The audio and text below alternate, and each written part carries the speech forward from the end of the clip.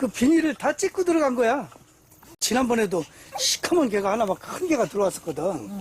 그래 내가 쫓았더니 막 이렇게 하다가 이제 나 때문에 도망갔는데 이번에는 그냥 막 닭장마다 다 뚫고 들어간 거야.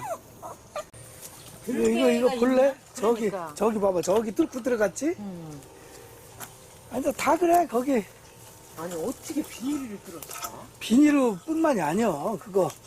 지난 8월 7일 일요일 오후 이제 이쪽으로 나와봐. 평화롭던 마송국 한농장에 그러니까 들개가 다 난입해 닭장마다 다 평화롭게 그다음에 먹이 여기는 활동을 하던 닭들을 여기 뚫고 무차별 여기 망을 뚫고 사육했습니다. 이쪽으로 넘어왔어. 갑자기 당한 상황이라 정신이 아니, 철망하고 없었지만 내일부터 큰 비가 온다는 소식에 부랴부랴 죽은 닭들을 수습해 땅에 묻었습니다.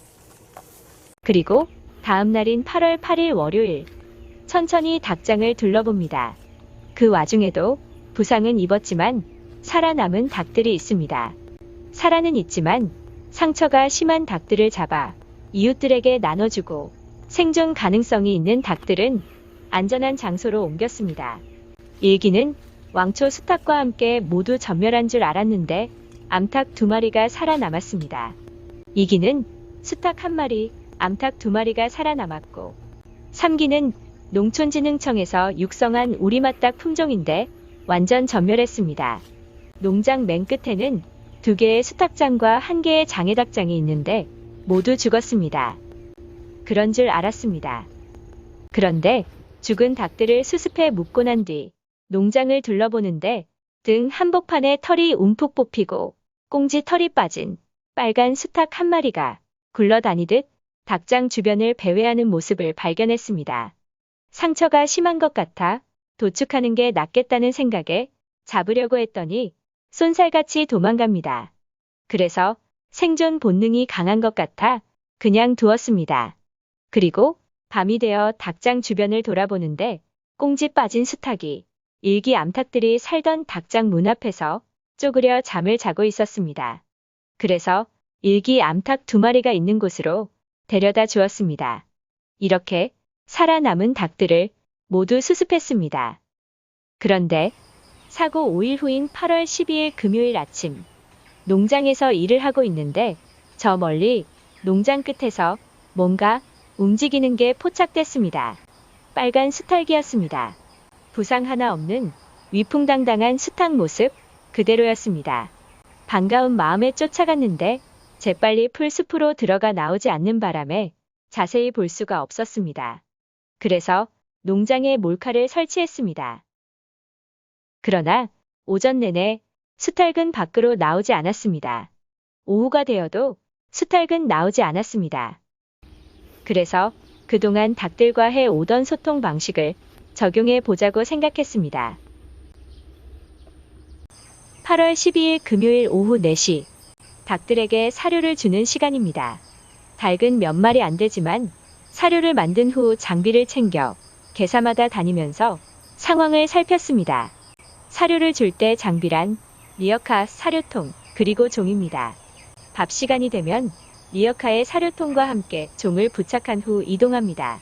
따라서 이동할 때마다 종 소리가 딸랑딸랑 들리는데 이 소리가 닭들에게는 식사 시간을 알리는 소리였습니다.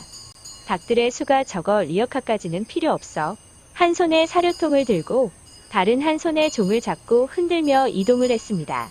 수사 아니겠습니까? 네. 이 부분 만약에 강원시 후보께서 당대표가 계신다면 민주당 차원에서 드디어 어떤 대응을 농장 끝에 있는 하겠다라고 수탉장에 도착했습니다.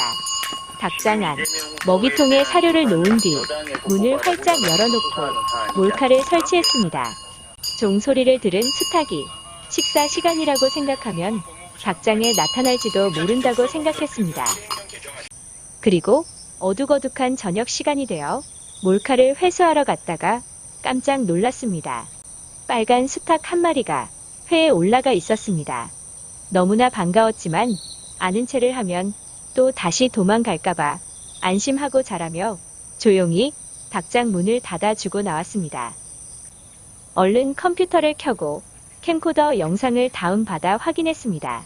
사료를 주고 나온 뒤 정확히 1분 만에 수탉이 나타나 사료를 먹기 시작했습니다.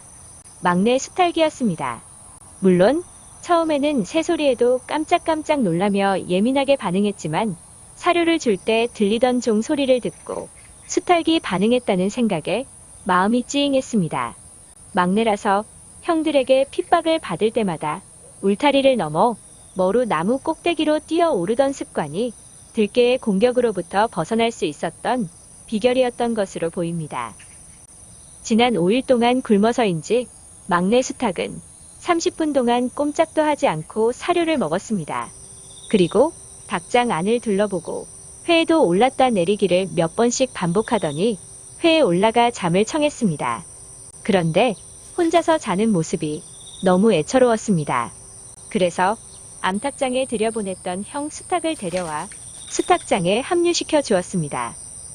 다음날 아침, 수탉장에 수탉들이 잘 잤는지 보러 갔는데 막내 수탉은 회에 올라가 있고 형 수탉은 회에 오르지 못하고 바닥에서 쪼그려 잠을 잔 것 같았습니다. 끝내 부상이 심한 형 닭은 회에 오르지 못했습니다. 카리스마 넘쳤던 형의 모습은 온데간데 없고 꽁지 빠진 초라한 모습이었습니다. 그래도 형이 소리를 지르니 얼른 도망가는 걸 보니 막내는 막내였습니다. 결국 꽁지 빠진 형 수탉은 자신의 닭장을 나왔습니다. 막내와 싸움을 했는지 여부는 알 수 없지만 형 수탉은 닭장을 나와 일기 암탉들이 있는 닭장 주위를 하루 종일 배회했습니다. 저녁 때가 되어도 집에 갈 생각이 없습니다. 그래서 일기 암탉장의 문을 열어놓았더니 얼른 그곳으로 들어갔습니다. 꽁지는 빠졌어도 수탉으로서의 본능은 살아있는가 봅니다. 그리고 8월 14일 일요일 아침 일찍 닭장을 둘러보았습니다. 이기도, 돌아온 수탉도, 새롭게 가정이 만들어진 일기 암탉과 꽁지 빠진 수탉도 모두 평정을 찾아가고 있었습니다. 들깨의 침입 통로에도 문이 설치됐습니다. 이렇게 2차에 걸친 들깨의 침탈전은 막을 내렸습니다. 그런데 수탉장에 홀로 남은 막내 수탉이 걱정입니다. 혼자서 너무 외롭기 때문입니다. 닭들은 싸우면서도 함께 지내야 건강합니다. 그렇다고 2마리인 암탉장에 수탉을 2마리나 넣을 수도 없고, 그래서 막내 수탉은 닭장에 가두지 않고 자유롭게 농장 곳곳을 다닐 수 있도록 문을 열어두었습니다. 일단 농장 안으로 다른 짐승들이 들어오는 것을 차단했기 때문에 닭장 문을 활짝 열어두어도 위험하지는 않을 것으로 생각됩니다. 부화장에 있는 오기는 다음 주 중으로 농장에 마련된 닭장으로 이사 나가고 2일 후면 또 다시 6기 병아리 부화가 시작됩니다. 이렇게 마송국 한농장에 새로운 운영 체계가 시작되고 있습니다.